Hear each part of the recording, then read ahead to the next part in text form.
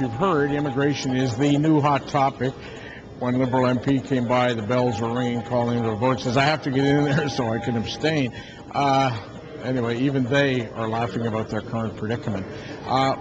Joe Bisit is a former Canadian ambassador. He's a former director of immigration for the government of Canada.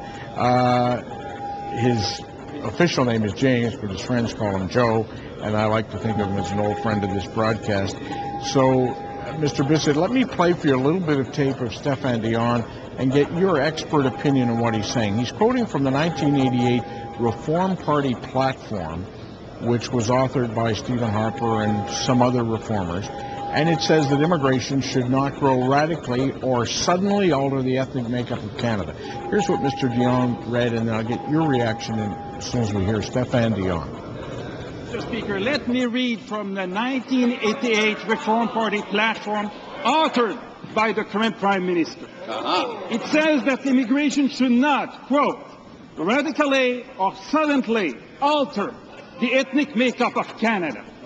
Will the Minister admit that the government's attempt to sneak sweeping changes in our immigration system through the back door may look like an attempt to deliver promises made by the Reform Party 20 years ago? So, James Bisit, you're a former director of immigration. You've seen the system up close and ugly. What about Mr. Dion's charge? Well, it sounded very much to me as though he was comparing Harper's reform message on immigration to a Liberal Prime Minister some time ago, Mackenzie King, who said essentially the same thing, that immigration should not be allowed to alter the fundamental characteristics of the Canadian population. But in fact, this change that the government has brought in, it's a change that's desperately needed and long overdue. When the Liberals brought in the new Immigration Act back in 2001, they forgot to include a very important element, and that was a mechanism to regulate and control the flow of immigrants.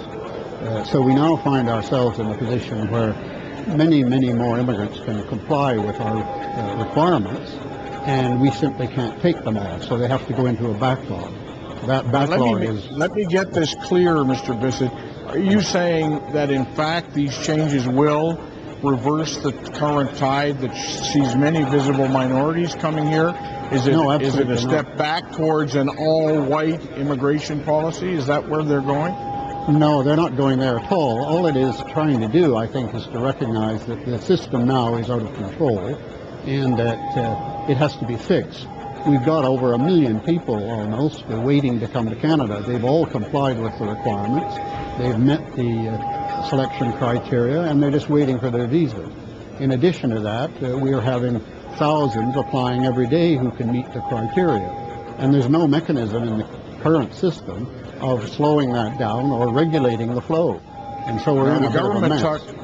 The government talks about economic concerns, i.e. we need welders, we need carpenters, we need skilled workers of all kinds, as well as doctors and nurses and all kinds of essential workers.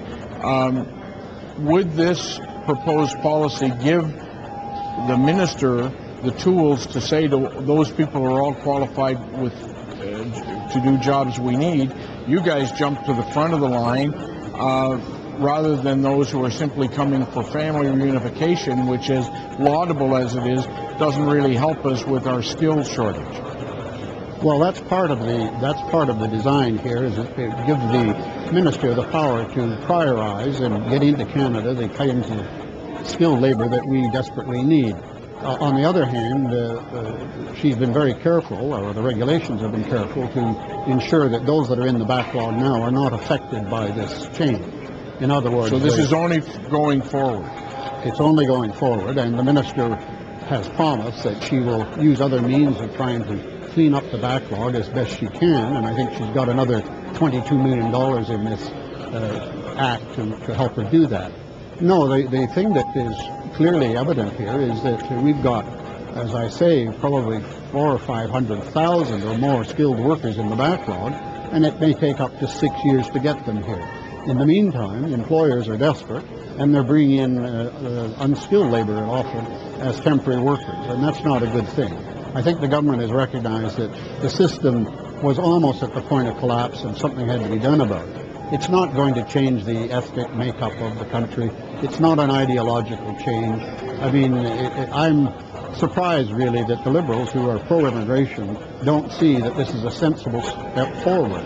It may be the first step of some major reform.